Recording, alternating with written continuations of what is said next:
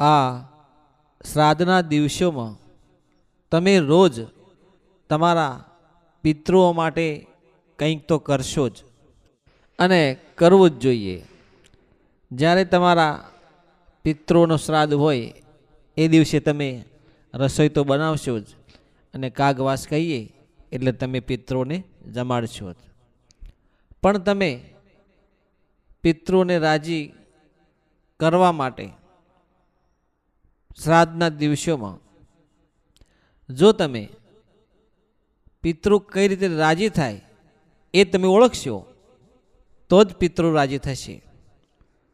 અને પિતૃ ક્યારે રાજી થાય કે જ્યારે શ્રાદ્ધના દિવસોમાં તો ખરું જ, પણ 12 મહિનામાં, વર્ષના 12 મહિનામાં અને 365 દિવસમાં તમારા ઘરમાં ક્યારે પણ ક્લેશ, કંકાસ, ઝઘડો કે કોઈ પણ પ્રકારનું ઘરમાં નકારાત્મક વાતાવરણ ઊભું ના થયું હોય ત્યારે પિતૃ રાજી થાય.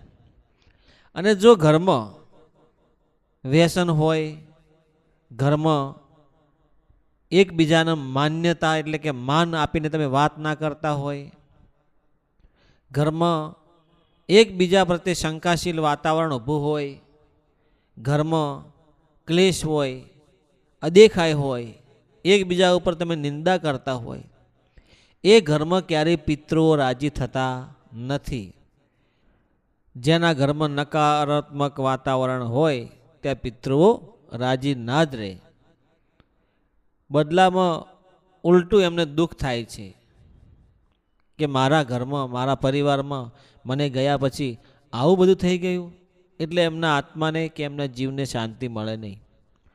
12 મહિનાના ભાદરવી પૂનમ પછી જે 16 દિવસ આવે છે નવરાત્રિ પહેલાં, એ દિવસો શ્રાદ્ધના દિવસો ભગવાને પિતૃઓને આપ્યા છે. અને પિતૃઓ પોતપોતાના ઘરે આવી અને એમના પરિવારને જોવે, એમના પરિવારમાં સુખ શાંતિ છે કે નહીં, અશાંતિ છે કે શું દુઃખ છે કે સુખ છે, એ જોવે. એ પ્રમાણે એમના પરિવાર ઉપર આશીર્વાદ આપી અને પાછા નવરાત્રિના દિવસોમાં જતા રહે છે.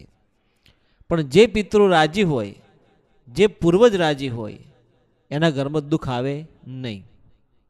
તો શ્રાદ્ધના દિવસોમાં તમે પિતૃઓને જમાડવા માટે તમે રસોઈ ઘરમાં જે કંઈ બનાવો છો તો પિતૃઓને જે ભાવતું ભોજન હોય બનાવો.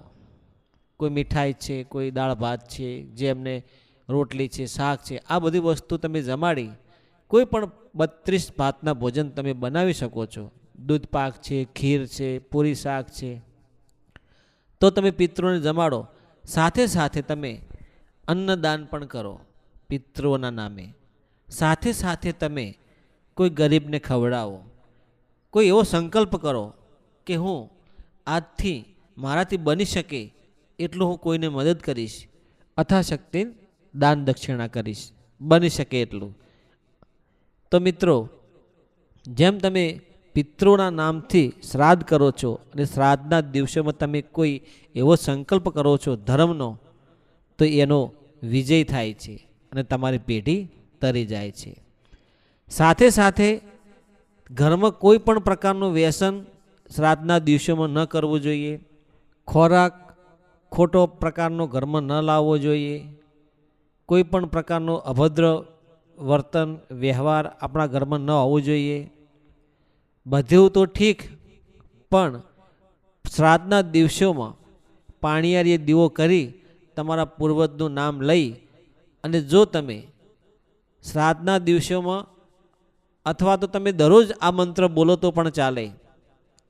શ્રાદ્ધના દિવસોમાં ખાસ પિતૃઓના નામે પાણીયારી દીવો કરી અથાશક્તિ તમને જે કંઈ ભોજન મળે એ પાણીયારી અને નિવેદ કરી અને આ મંત્ર બોલજો. ઓમ પિતૃ દેવાય નમઃ. ઓમ પિતૃ દેવાય નમઃ. ઓમ પિતૃ દેવાય નમઃ. આ મંત્ર દરરોજ 3 વખત બોલવાનો છે. સર્વ દેવાયે નમઃ, ઓમ કુળદેવીએ નમઃ. તમારે આમ શ્રાદ્ધના દિવસોમાં જો તમે પિતૃને રાજી કરવા માગતા હશો, તમારી પેઢીને તારવા માગતા હશો, તમે પૂર્વજોના પિતૃના આશીર્વચન મેળવવા માગતા હશો, તો શ્રાદ્ધના દિવસોમાં પહેલું તમે પિતૃને જમાડજો, બીજું એમના નામનો આ મંત્ર બોલજો, અને ત્રીજું તમે એવો કંઈક સંકલ્પ કરજો નિસ્વાર્થ, બીજાના માટે ભલું થાય અને ધર્મના માર્ગે રહેશો તો 100% તમારી પેઢી તરી જશે.